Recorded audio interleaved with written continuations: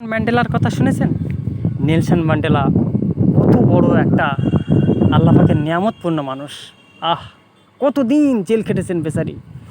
যে দ্বাররক্ষী ছিল, তাকে যখন পানি চাইতেন, পানি দেওয়ার পরিবর্তে দ্বাররক্ষী পেশাব করে দিতেন। আহ, কি কষ্ট, মেহনত, কি পরিশ্রম করেছে বেচারি।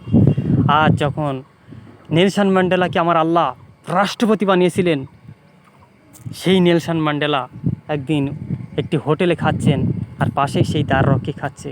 দ্বাররক্ষী ঠক ঠক করে কাঁপছেন। নেলসন ম্যান্ডেলা বলছেন, ভয় পেও না বাবা, ভয় করো না, তুমি আমাকে পেশাব খাইয়েছিলে, তাতে কী আছে? আমি তো আজকের আমার আল্লাহ পাক আমাকে রাষ্ট্রপতির সম্মান দিয়েছে। আমি ক্ষমতাবান হয়ে যারা দুর্বল মানুষ তাদেরকে আঘাত করব না।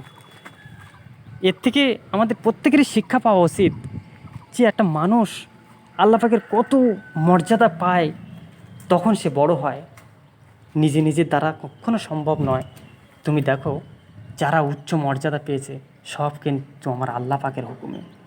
সেই নেলসন ম্যান্ডেলা যখন রাষ্ট্রপতি, কত সম্মান, কত ইজ্জত, কিন্তু সেই দুর্বল ব্যক্তিটাকে তিনি আঘাত করেনি। যে দ্বাররক্ষী পানির পরিবর্তে পেশাব দিত, তাকে কিন্তু অনায়াসে তিনি ক্ষমা করে দিয়েছেন। ক্ষমা করে দিয়ে এক টেবিলে বসে খাদ্য গ্রহণ করেছেন এবং নিজেও জানিয়েছেন যে সেই প্রকৃত মানুষ যে যার ক্ষমতা থাকা সত্ত্বেও দুর্বলকে ভালোবাসে, অন্যকে আঘাত করে না।